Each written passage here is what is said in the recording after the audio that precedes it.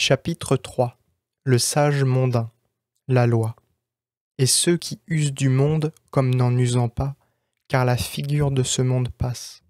1 Corinthiens 7, 31.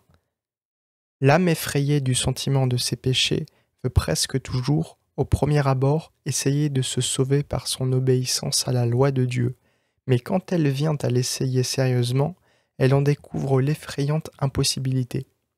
Cependant, le chrétien poursuivait son chemin, et il rencontra en marchant un homme qui venait au-devant de lui, de sorte qu'ils se trouvèrent en face l'un de l'autre dans le même chemin. C'était un gentilhomme, nommé le sage mondain, qui faisait sa demeure dans une ville appelée la Sagesse charnelle, grande ville voisine de celle où le chrétien habitait auparavant. Cet homme, ayant rencontré le chrétien dont il avait ouï parler, car sa sortie hors de la ville de corruption avait fait du bruit de toutes parts, et, ayant connu, à sa démarche triste, à ses soupirs et à ses gémissements, ce qui se passait en lui, commença à lui parler en ces termes. « Qu'est-ce ceci, mon cher ami? Où pensez-vous aller avec un si pesant fardeau ?» Le chrétien. « Hélas, que vous avez raison de dire que mon fardeau est pesant. Jamais personne n'en a porté un plus accablant. Si vous me demandez encore où je vais, je vous dirai que je m'achemine vers la porte étroite qui est là devant moi, et où, selon que j'en ai été informé, on doit m'enseigner le chemin que je dois suivre pour être déchargé de ce même fardeau. » Le sage mondain. « Avez-vous une femme et des enfants ?» Le chrétien. « Oui, mais je suis tellement accablé sous mon fardeau que je ne puis plus y prendre plaisir. Il me semble que j'ai une femme comme si je n'en avais point. » 1 Corinthiens 7, 31. Et ceux qui usent du monde comme n'en usant pas, car la figure de ce monde passe. Le sage mondain. Voulez-vous me croire? Je vous donnerai un bon conseil. Le chrétien. S'il est bon, je le veux bien, car j'ai maintenant très grand besoin d'un bon conseil. Le sage mondain. Le conseil que j'ai à vous donner est de vous décharger vous-même sans délai de ce fardeau, car sans cela, vous n'aurez jamais aucun repos dans votre âme et vous n'obtiendrez jamais la bénédiction de Dieu. Le chrétien.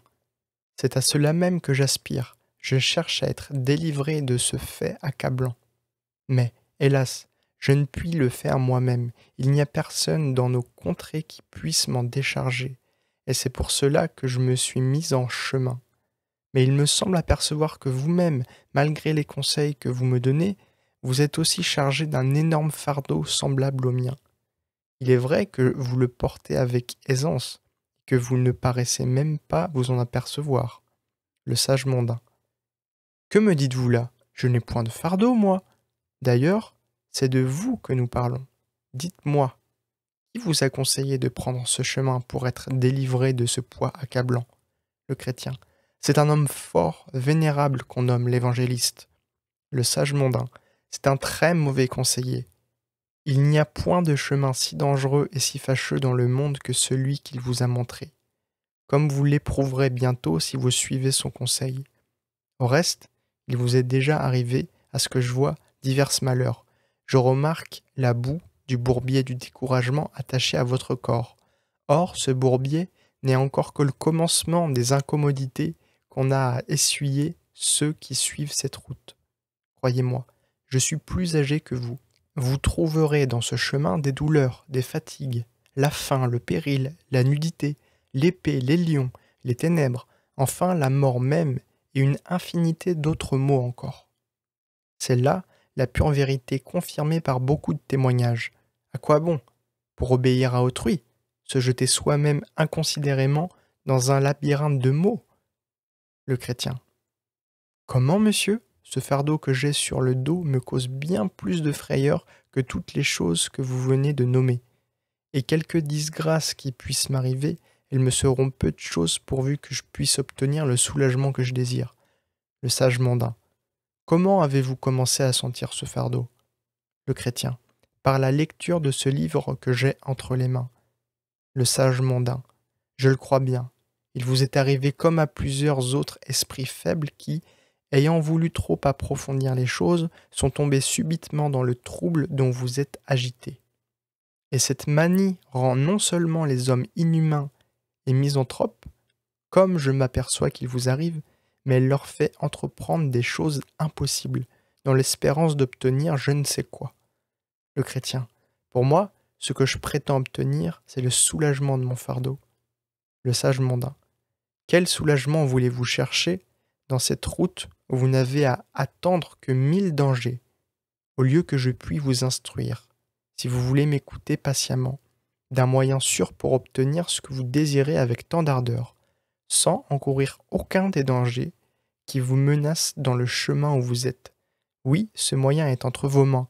Ajoutez à cela qu'à la place de ces incommodités auxquelles vous vous exposez, vous y trouverez beaucoup de douceur et de contentement. Le chrétien. Je vous prie, monsieur, apprenez-moi donc ce secret. Le sage mondain. Dans un bourg nommé le bourg de la morale, habite un homme très vertueux, dont le nom est le Loi, et qui a la réputation de pouvoir délivrer les hommes du fardeau qui vous presse. Je sais qu'il a fait beaucoup de bien à cet égard. Il a même la capacité de guérir ceux à qui ce fardeau a causé quelque renversement d'esprit. C'est pourquoi je vous conseille d'aller tout droit à lui, et vous trouverez bientôt du soulagement. Sa maison n'est pas éloignée. Si vous ne le trouvez pas lui-même chez lui, il a un fils nommé l'Honnêteté, qui est un charmant jeune homme. Celui-ci peut vous aider autant que le vieux gentilhomme. C'est là que vous trouverez le soulagement de votre fardeau. Et si vous n'avez pas de dessein de retourner chez vous, comme aussi je ne vous le conseille pas, vous pouvez mander votre femme et vos enfants et les faire venir auprès de vous dans le bourg, où il y a maintenant assez de maisons vacantes et où vous pourrez en avoir une à un prix raisonnable. Les vivres sont aussi fort bons et à bon compte. Et ce qui rendra votre vie encore plus heureuse, c'est que vous y jouirez de beaucoup d'estime et de crédit parmi vos bons voisins. Le chrétien, s'étant arrêté un moment pour délibérer sur tous ces avantages si précieux, prit tout à coup la résolution de s'y rendre. S'il en est ainsi, disait-il en lui-même, comme ce gentilhomme l'assure, je ne saurais mieux faire que de suivre son conseil. Sur l'instant, il lui demanda le chemin qui conduisait à la maison de ce vieux gentilhomme. « Voyez-vous bien, dit le sage mondain, cette haute montagne ? » ?»« Oui, très bien, répondit le chrétien. C'est à cette montagne que vous devez aller, lui dit le sage mondain. Et la première maison que vous trouverez est la sienne.